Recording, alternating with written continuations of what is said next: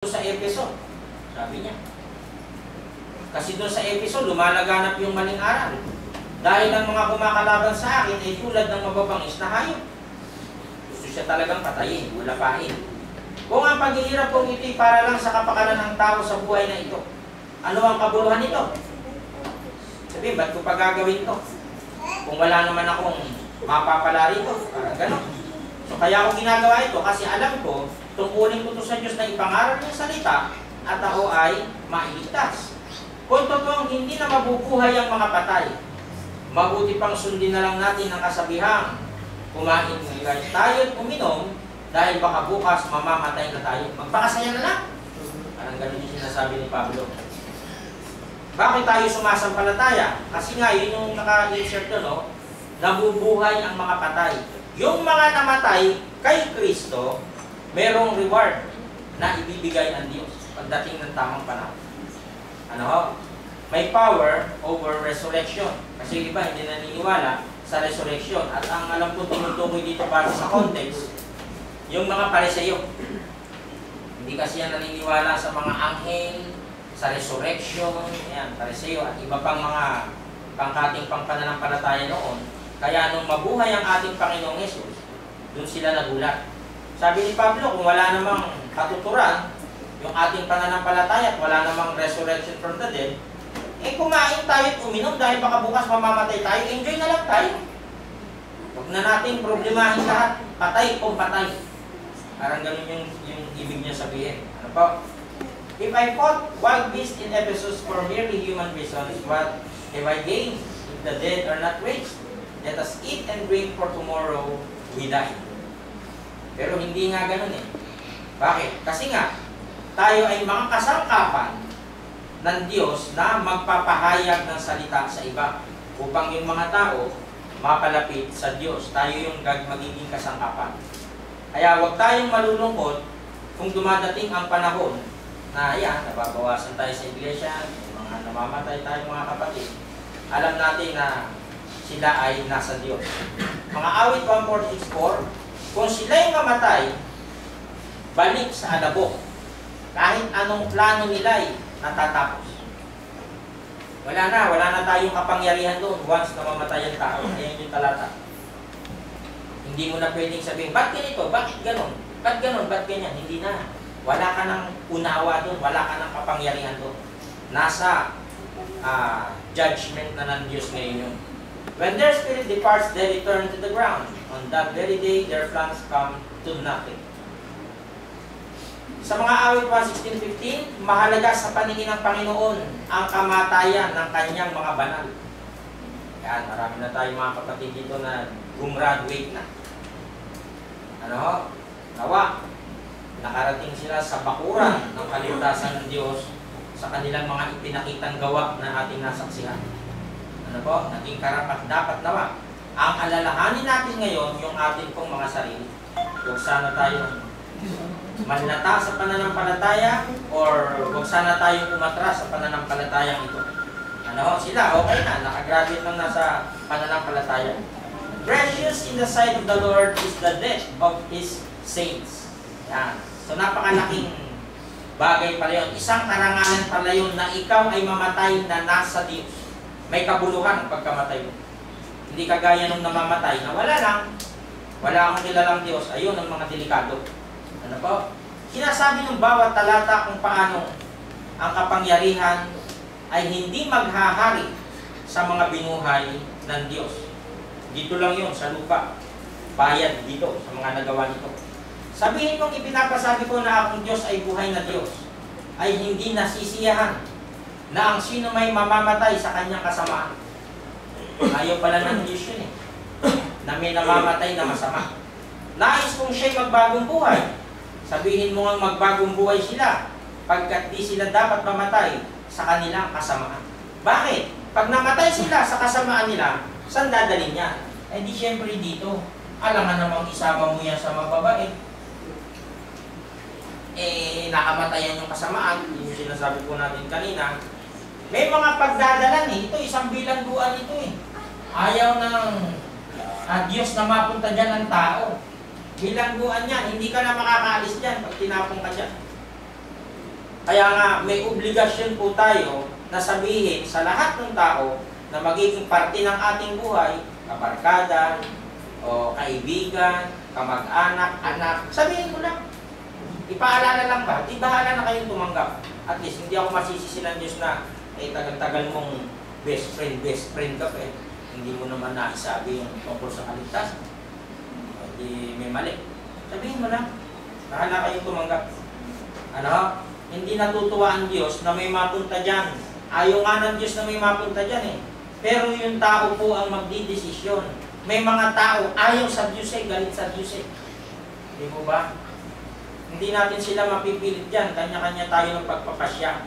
Gagawin natin ang lahat para sila ay masabihan tungkol sa kaligtasang inaasam. Say to them, as I live, declares the Lord God, I take no pleasure in the death of the wicked, but rather that the wicked turn from his way and live. Turn back. Sabihin, anuhan mo. Yung kasalanan mo, talikuran mo na. Turn back from your evil ways. Why then will you die, O house of Israel? Sa kanilang pakikibaka, nasubok na ang tatag ng pananampalataya ng Israel sa mahabang panahon. Marami ang naparusahan. Alam mo, wala akong naalala sa unang Korinto, chapter 10. Alam mo, dami kasi ditong nagre-reklamo sa Diyos. Diba? Nung tinawag ni Moses, na ang ilabas ni Moses ang Israel sa Ehipto. Naglabasan yung komento ng mga tao. Diba tayo eh? Dinala-dala dito nitong Moses na ito. Wala namang mainom dito. Ayun, dami-dami nilang kung ano-ano sinabi. Ang sabi dito sa unang Korinto chapter 10 verse 5, bagaman ang karamihan sa kanila ay hindi nakalugod sa Diyos. Bakit? Eh, walang pananampalataya. Sapagkat sila ay ibinuwal sa ilang. Marami sa kanilang ginano eh. Napahama kasi inano nila ang Diyos eh. Dinukso nila, pinagsabihan ng masama. Eh makikita po natin, nasa isang tao ngayon yung paraan, ikaw ang pipili ng buhay mo. Yan. Yung tinatawag na free will, lagi natin itong nababanggit. Saan mo dadalhin yan? Ito yung talata po. Aking tinatawag ang langit at ang lupa na pinakasaksi laban sa inyo sa araw na ito. May witness. Na aking ilalagay sa harap mo ang buhay at ang kamatayan. Ang pagpapala at ang sumpa. Kaya piliin mo ang buhay. Bakit? Nandyan pala sa harap natin yan na inilagay ng Diyos. Ano daw? Buhay at kamatayan. Ito pala yung inilagay ng Diyos. Ano ba? Pagpapala. Siyempre, blessing siya. Pagpapala at sumpa. O yun. Parang heaven and earth. Heaven and hell. Parang may ganun eh. Diba? Ikaw. Buhay mo yan. Diba? Ayun. Piliin mo. Bawat isang individual. Ikaw ang pipili ng kapalaran mo. Diba? Sabi nung nanay sa anak, narinig ko lang dati. Ayan, nag-asawa ka ng maaga. Ikaw ang gagawa ng buhay mo, ha? Sabi nung nanay, pinili-pili mo yan. Iyak-iyak ka dyan. Ano ba ito kayo huminto? Diba? Ayun, piliin mo ang buhay. Diba? Ikaw may ano yan eh. Option mo yan. Paano gagawin mo dyan? Upang ikaw ay mabuhay, ikaw at ang iyong binhi. This day I call heaven and earth as witnesses against you that I have set before you life and death. Yan, blessings and curses. Now choose life so that you and your children may live. Hindi tayo ginawang robot ng Diyos. Magdidesisyon ka dyan sa free will mo na yan. Gusto mo bang mabuti o masama? Mabuti. O pagtatrabahuan mo, maging mabuti. Kasi gusto mo palang maging mabuti. Ano? Ang mundo ay nasasakop ng lagi na ng kasamaan. Ang dami ng mga taong nag-apatayan at nag-aaway-aaway. Sinasabi sa Pahayag 22:11. Ang liko ay magpakaliko pa. Ayaw niyo sa Diyos? Okay. Ang marumi, magpakarumi pa. Sige. Dagdagan yung ipa'y karumihan. Ngayon, kung ikaw ay nasa Diyos, ang matuwid, magpakatuwid pa. At ang banal, magpakabanal pa. Diba?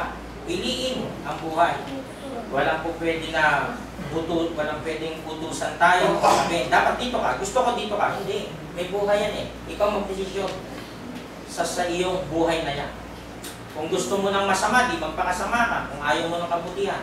Gusto mo liko, magpakaliko ka. Gusto mo maging marumi, sige, magpakarumi ka. Pero kung gusto mo ng matuwid, magpakatuwid ka at banal, magpakabanal ka. Diba? Let him who does wrong continue to do wrong. Let him who is vile continue to be vile. Let him who does right continue to do right. And let him who is holy continue to be holy. At narinig ko ang isang tinig na mula sa langit na nagsasabi, isulat mo, mapapalad ang mga patay na nangamatay sa Panginoon. Ito na lang yung atin pong inaasahan. Ano? Sa mga kapatid natin na nauna na nangawala.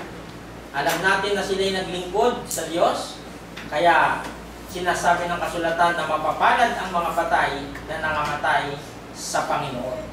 Sabihin, nakamatayan nila sa time ng paglilingkod. Iba-iba kasi ang tinatawag na kamatayan ng tao. Mula ngayon, oo, sinasabi ng Espiritu upang sila'y magpahinga sa kanilang mga gawa, sapagkat ang kanilang mga gawa ay sumusunod sa kanila. Mabuti. Ano? Kaya mag-iisip ka rito. Paano na to? Kung magkabiglaan, nakahanda ka ba?